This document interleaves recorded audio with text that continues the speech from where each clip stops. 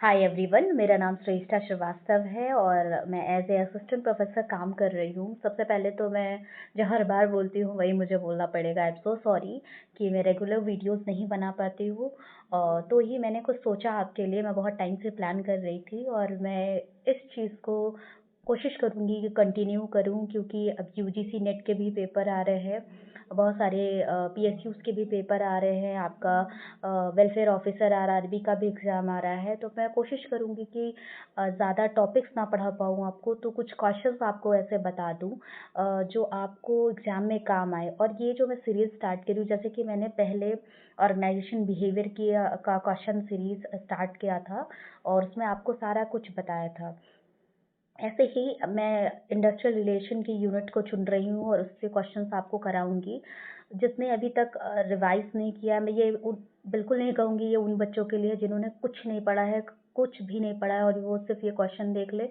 कुछ नहीं होगा, कोई फ़ायदा नहीं है। आप मेरे वीडियोस फिर अभी मत देखो, ठीक है। लेकिन जिन बच्चों ने थोड़ा भी पढ़ा है ना, तो वो ये क्वेश्चन ज़रूर देखिए। इसमें लगभग कितने क्वेश्चन होंगे इंडस्ट्रियल रिलेशन के, मैं आपको 300 प्लस क्वेश्चन कराऊंगी। साथ ही साथ मैं क्वेश्चंस आपको जो टॉपिक्स होंगे ना, जो मुझे लगेंगे बहुत इम्पोर्टेंट है, उसके बारे में मैं आपको अलग से बताऊंगी। तो जैसे मैंने ओबी का सीरीज स्टार्ट किया था और जो मुझे लगता था कि हाँ ये बहुत ज़्यादा इम्पोर्टेंट है, मैं उसके लिए अलग वीडियो बनाती थी। तो मैं देर से ही सही बट बनाऊंगी ज़रूर। मैं चाहती हूँ कि आपकी हेल्प कर सकूँ, क्योंकि मुझे पढ़ाना भी होता है तो मुझे बहुत कम टाइम मिलता है। इसीलिए मैंने ये स्टार्ट किया है और आई होप कि ये मैं कंटिन्यू कर पाऊँ। जितने भी दिन कंटिन्यू कर लेती हूँ, हेल्प आपकी हो जाती है, मुझे बहुत खुशी होगी। तो चलिए बिना देर के स्टार्ट करते हैं फर्स्ट क्वेश्चन से। चल, आई होप आपको दिख रहा होगा। Dash refers to all type of relationship between all the parties concerned with industry। ठीक है, ऑप्शन इसके क्या है? इंडस्ट्रियल रिलेशंस, ठीक है। उसके बाद है आपका human relation, general relation, all of this. क्या आंसर है बताइए। और जिन लोगों को लगता है कि नहीं ये क्या कॉमन क्वेश्चन पूछ लिया हमसे, ये तो हमें पता है, ऐसा वैसा, देखिए बहुत इंपॉर्टेंट होता है आपके लिए पहले बेस को पकड़ना। तो हम बेस को ही लेके चलेंगे, ठीक है। मैं हमेशा इसी पे फोकस रहती हूँ, मैंने अपनी पढ़ाई खुद भी ऐसे की है, तो मैं चाहती हूँ आप भी ऐसे ही करें। एटलीस्ट मैं आपको सजेस्ट कर सकती हूँ, बाकी आपकी चॉइस है। तो आप बताइए इसका आंसर क्या होगा। तो इसका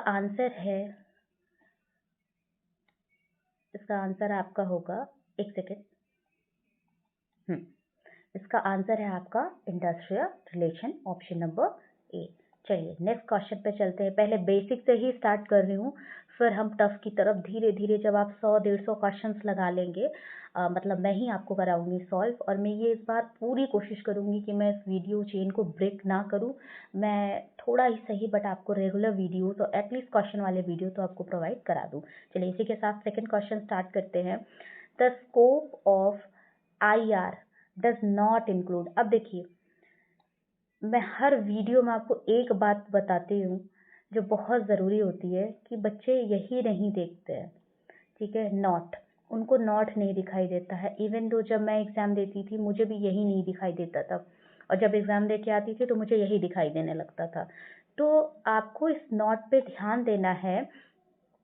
इसके साथ क्या पूछ रहा है कि scope of IR does not include, क्या नहीं इंक्लूड कर रहा है पूछ रहा है।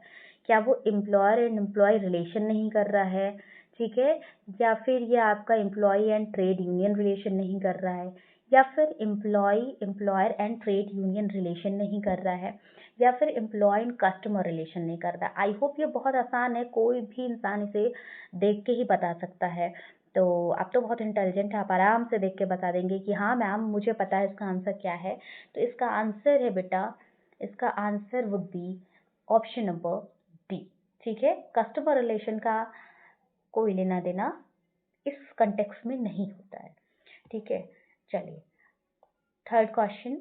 Modern industrial relation organisation is based upon two large aggregate, that is, क्या है वो? accumulation and aggregation of large capital, aggregation of large number of worker organised under trade union, both A and B और none of this. क्या answer है बताइए please, इसका answer क्या है? तो इसका आंसर दोनों होगा, बोथ ए एंड बी। चलिए नेक्स्ट। और जहाँ मुझे लगेगा, जो टॉपिक मुझे लगेगा कि हाँ ये सच में बहुत इंपॉर्टेंट है, तो मैं उसे आपको, आप परेशान मत होइएगा, यहाँ पे भी आपको समझाऊंगी और उसका एक डिटेल वीडियो बनाऊंगी आपके लिए, ताकि आपकी पूरी हेल्प हो जाए, आप टेंशन फ्री हो जाओ। और इस यूनिट से बहुत क्वेश्चन आते हैं, ठीक है, चाहे कोई भी एग्ज़ाम हो, एएलसी का एग्ज़ाम हो। थोड़ा सा बात भी करते चलेंगे, क्योंकि मैं चाहती हूँ आप सिर्फ पढ़े पढ़े ना, आप समझे भी कि क्यों पढ़ा जा रहा है।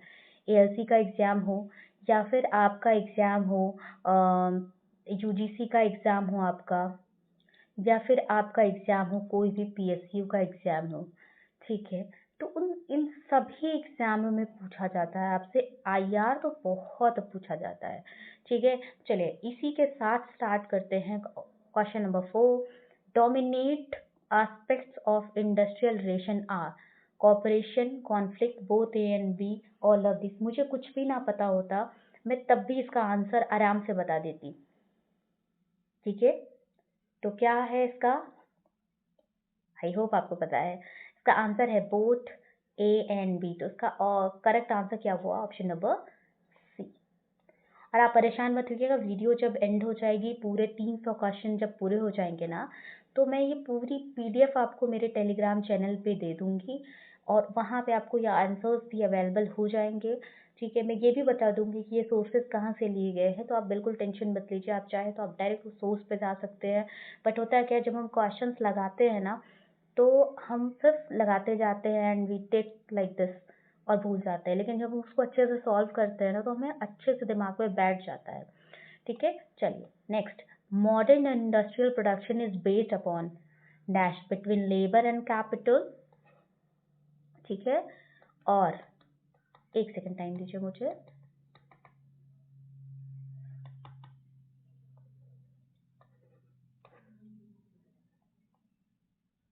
सो सॉरी, ठीक है।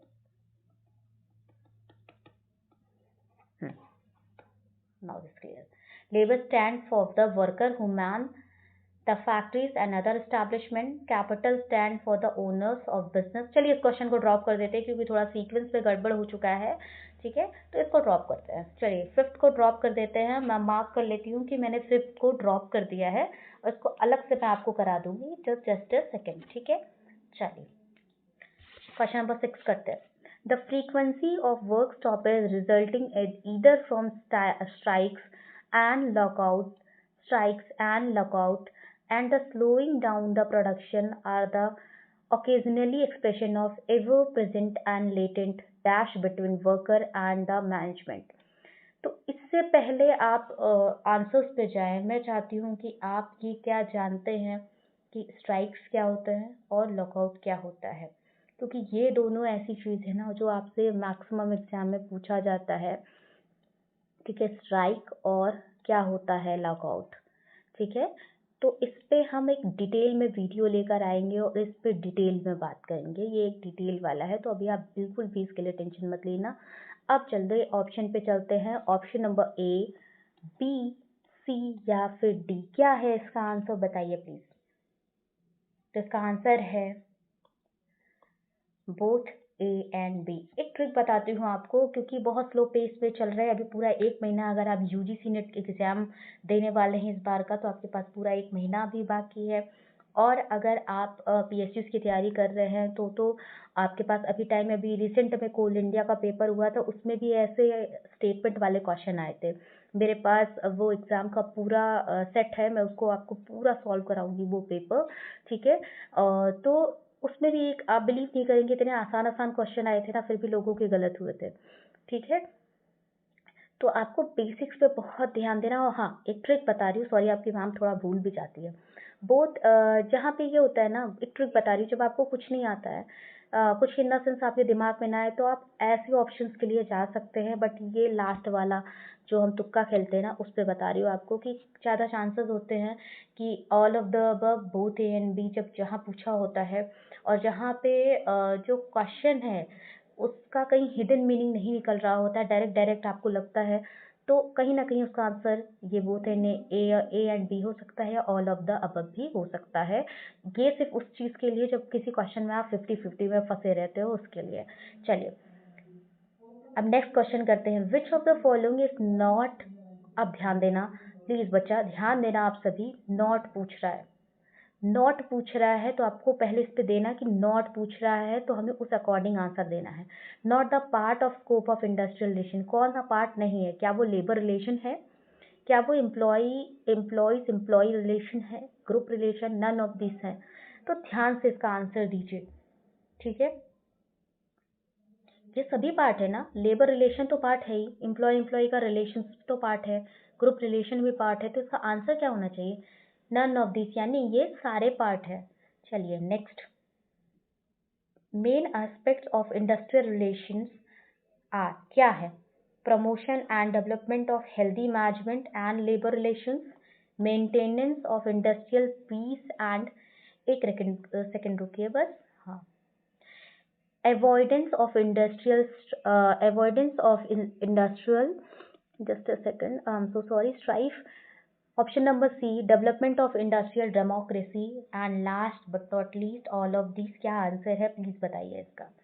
तो इसका आंसर है बेटा, जैसे कि मैंने बोला था, ये ट्रिक होती है और हमेशा काम नहीं करती, मैं बता रही हूँ। खास कर ये ट्रिक कहाँ नहीं काम करती ये भी बता देती हूँ आपको क्लियरली, क्योंकि आपके मन में डाउट नहीं होना चाहिए। इस एग्जाम में बहुत कम ट्रिक ये काम करती है, ठीक है। बाकी सारे एग्जाम में तो चल जाएगा, लाइक पीएसयूज में भी चल जाता है कभी कभी, लेकिन इस एग्जाम में बहुत कम प्रोबेबिलिटी बनती है, लेकिन तब कभी भी सही भी हो सकता है, ठीक है।